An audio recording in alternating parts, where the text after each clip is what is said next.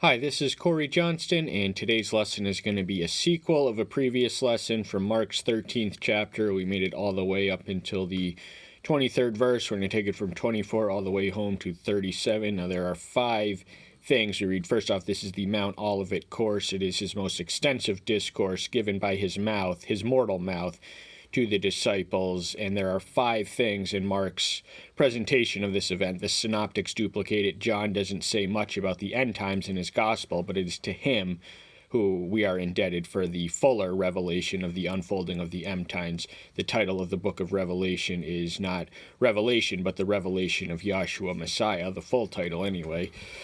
But there are 5 things that Mark communicates in this, the first of which is he predicts the destruction of the temple, which came to pass in the year 70 A.D. Then he gives them warning signs of deception, which are both... Now, prophecy does have an echo, so a lot of these instructions were for the present disciples. Some of them are for tribulation day disciples. And then...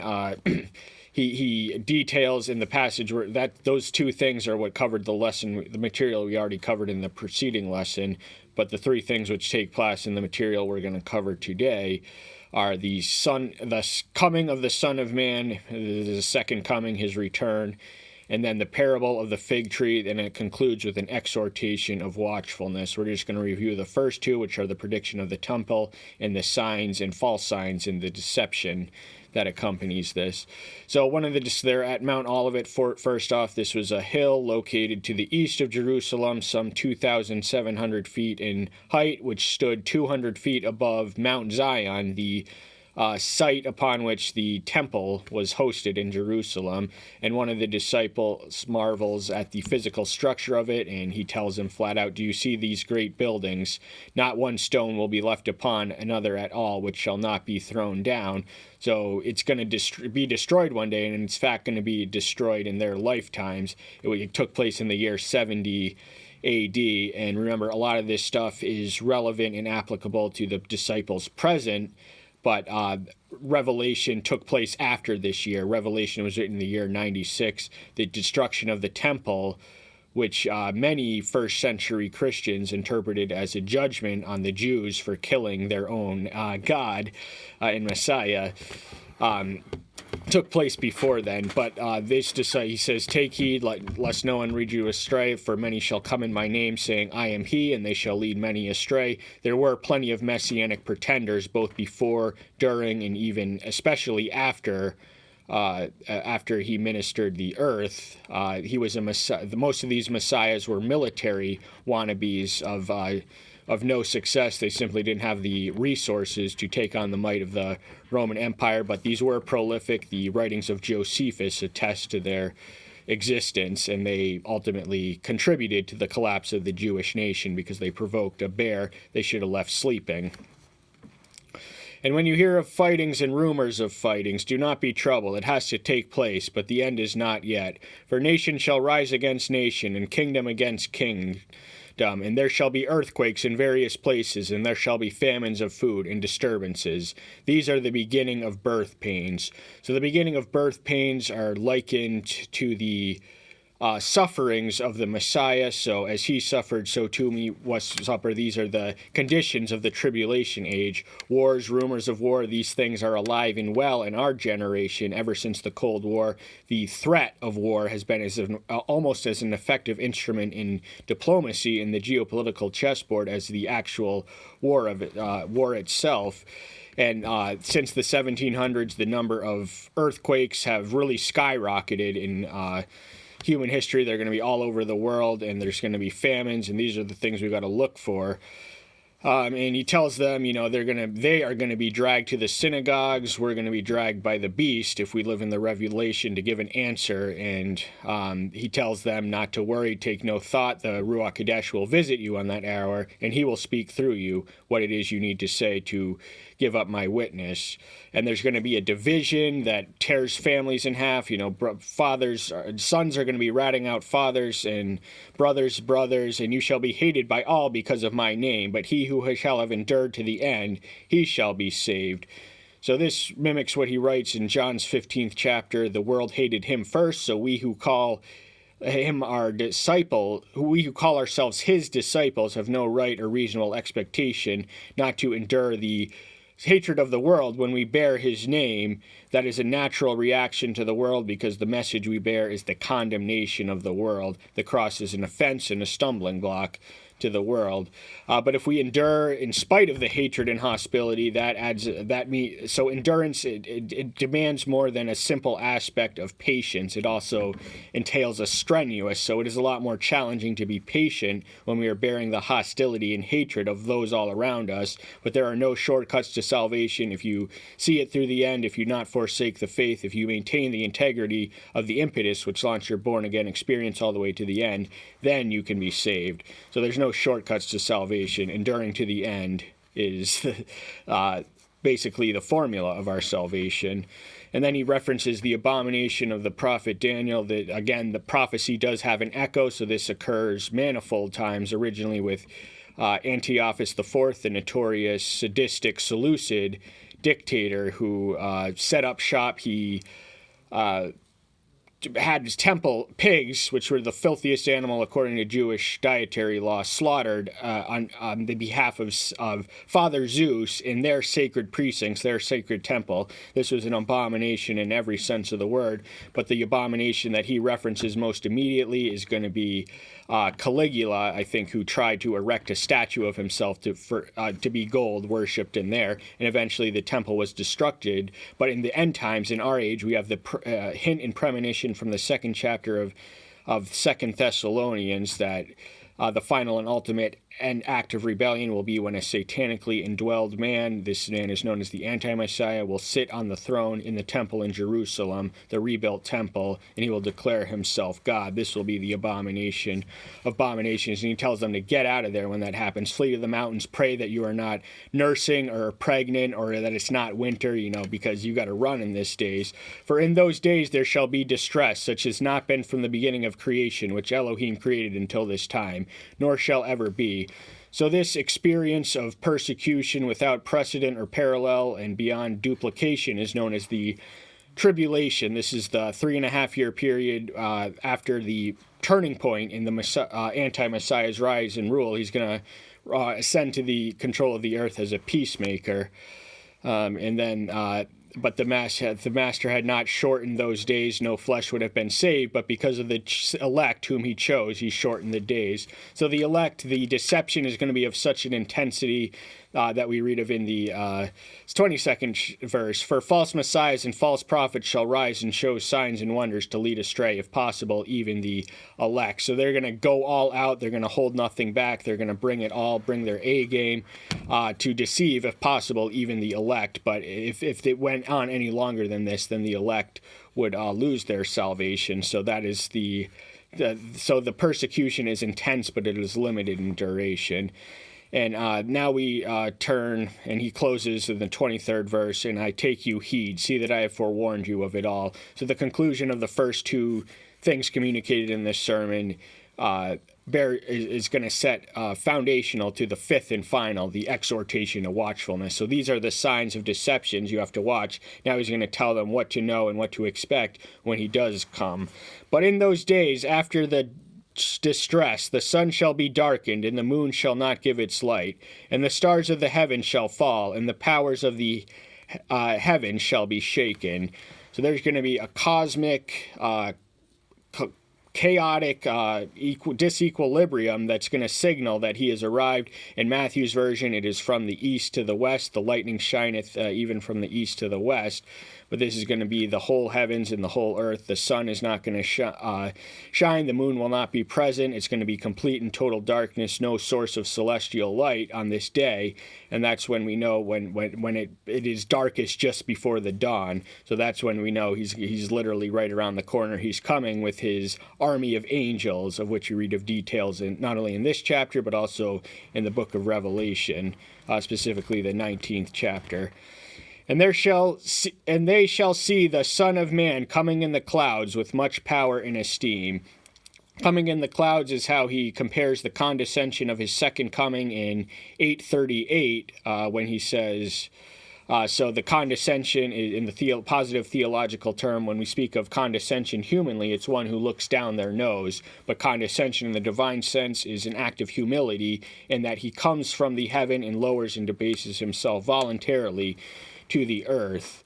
And he's going to come. He came as a lamb the first time. He's going to return as a lion with sword in hand. And nobody's going to miss this. Nobody's going to be caught off guard. They're going to know when he gets here. But before he comes, there's going to be a host and a variety of pretenders. And because the conditions of the world, the natural and geopolitical chaoses are going to make people frightened, and they're going to turn to these satanic, supernatural miracle makers as their ark of safety for the calamitous conditions of the times. But when he knows if we have endured to the end, that will be a moment of glory for us if we do live to the tribulation. I don't want to rule out the possibility, because no man knows the day or the hour, but we do know the signs, and the signs are alive and present in our generation. And when he shall send the angels and assemble his elect from the four winds, from the farthest part of the earth to the farthest part of the heaven.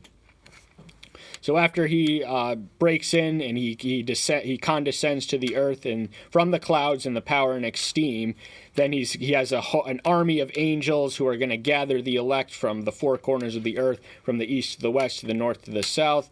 This reminds us of Matthew's description as the lightning coming out of the east, shining even unto the west. But we have the same four corners, so all across the world dimension language in Mark's version. So these angels are gonna cover the earth. They are spiritually stronger and superior beings, and they're gonna gather the elect, and they will be. I think this is the first resurrection of the two resurrections in the book of Revelation.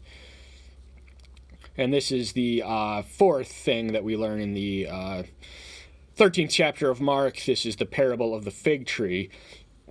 And learn this parable from the fig tree. When its branch has already become tender and puts forth leaves, you know that the summer is near. So he uses a relatable, natural, something that can be observed in nature, the growth of a fig tree, and we know when to pick the fruit when it is ripe by the season and the color and just the conditions of the fruit and its growth. And so what is he talking about here? What does this have to do with the second coming? That means to the tribulation saints, his coming is near.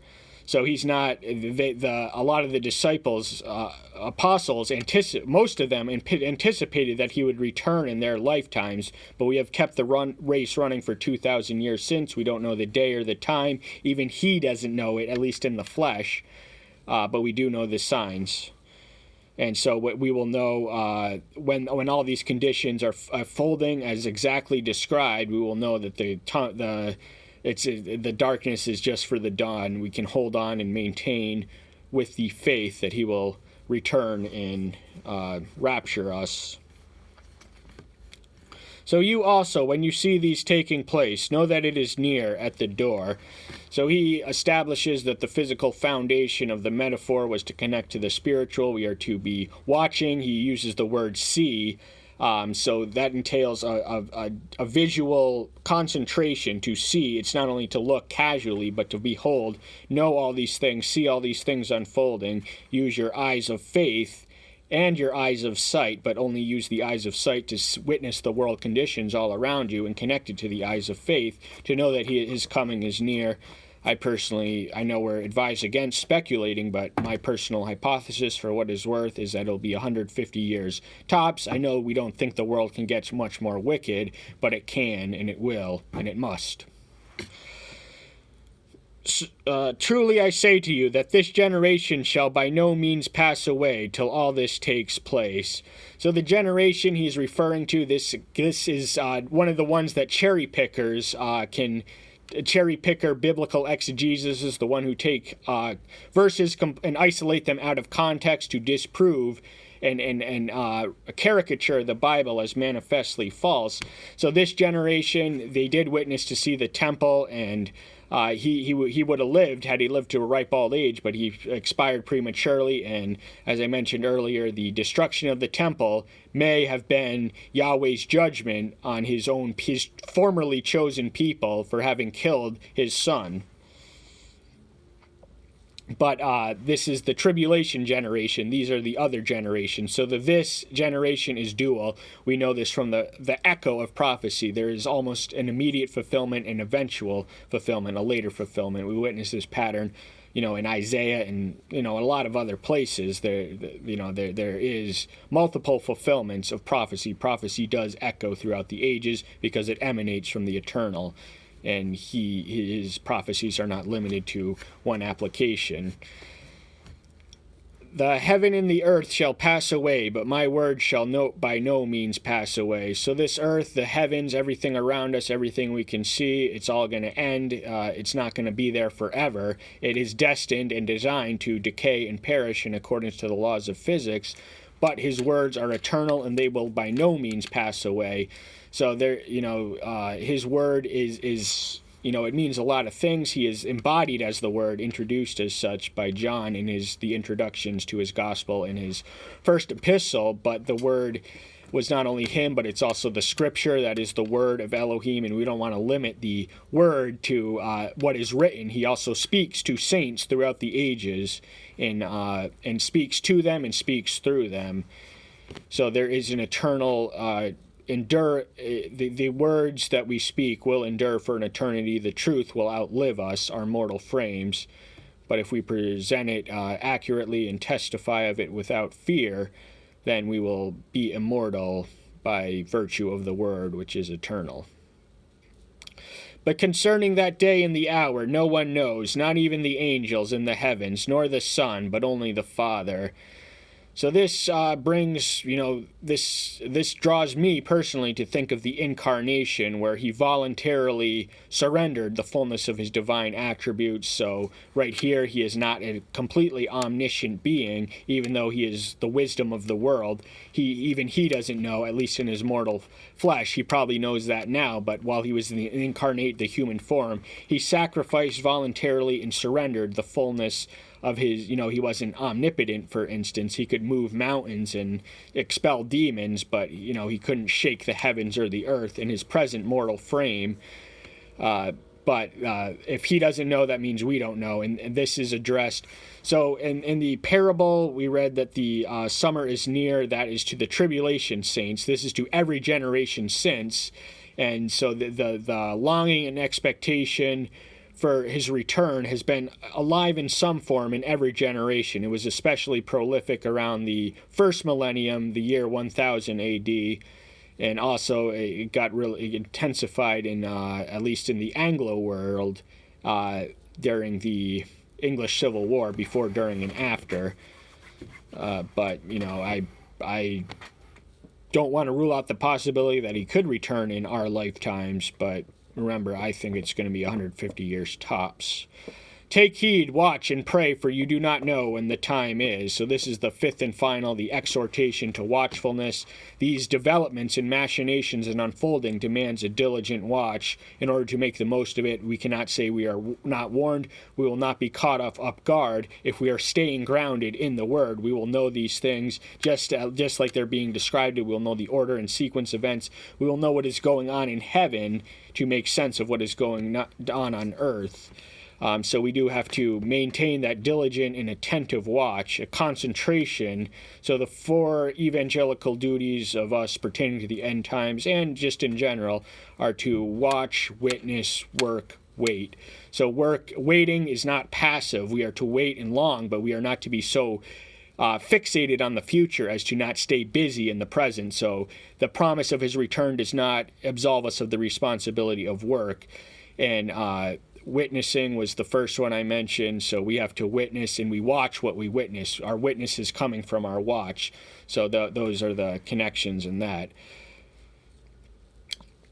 As a man going abroad, having left his house and given authority to his servants, and to each his works, and commanded the doorkeeper to watch. So he's leading into a parable, not quite a parable, but this is elaborated more extensively. It is Matthew to whom we read of 3 additional parables on top of the 2 that Mark provides us. Those are the goats and the sheep, the ones in the 25th chapter. He has a lot to say on those, but Mark just if you were a homeowner and you or you were a servant of a homeowner, you would be responsible, and you would better make well sure that your master's property was unmolested in his absence. So we have to keep our eyes as attentive and be as sleepless as a watchdog watching the master's door, when for he is going to return one day. So the return is the incentive to be able to say, I have honored the faith, I have run the race, and I have endured to the end.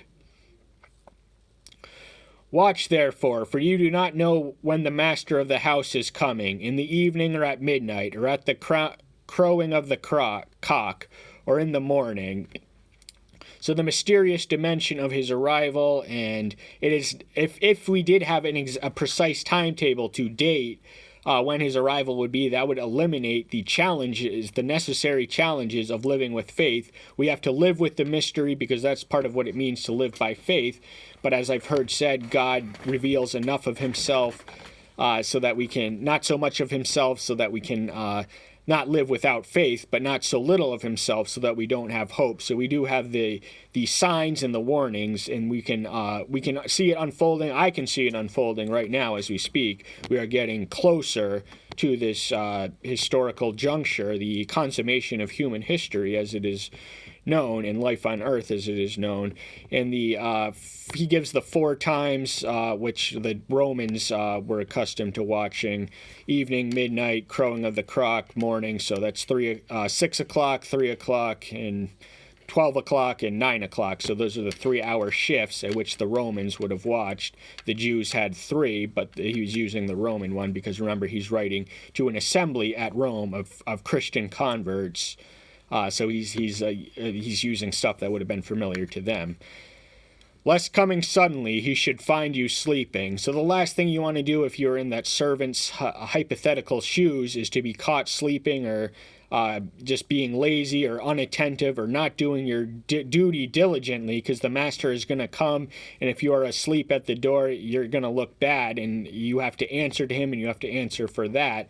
So as disciples, we are the stewards and custodians of his kingdom on earth, and we have to keep it prepared and keep it constantly polished and maintained for his arrival, and that is our incentive. Everything we do, all the kingdom earth we do on earth, is so that we pray earnestly in the disciples' prayer, as I like to call it. Most people call it the Lord's Prayer, but for reasons explained on the video I did, John 17, the Lord's Prayer, I think that's the more worthy of the appellation Lord's Prayer. But just to reiterate what I already communicated, just to wrap it up, is pay attention, stay alert, stay awake, be sober and vigilant, for your enemy, the adversary, roars about like a roaring lion, seeking whom may he devour, because that's ultimately who we are against. We have to have Satan in the front of our mind, in the front of our eyes for this day that is coming, and he's alive in every generation and present. And what I say to you, I say to all, watch. So the all is disciples past, present, future, those who have come before us, those who will come after it. There is no limitation on the all. This is to the saints across the earth and across the ages, throughout the entire world, throughout all the ages. So what he says to them, he says to us. We have to watch. We cannot stay asleep. We have to be the watchmen at the gates, as Ezekiel described in 33 and the 33rd chapter, and also the 3rd, I think, and perhaps other places. But if we warn the people of the comings, then if they persist in their sin, their blood will be on their hands. But if we don't warn the people of their comings, their blood will be on our hands. So we have to answer for not witnessing while we are watching, not working, and not. So waiting is not enough. But remember the 4 W's, and read them, heed them, learn them, live them, love them. That's all the time we have for today. Thank you so much. I'm so glad you're here. Stay tuned until next time. I'll see you then. Bye-bye.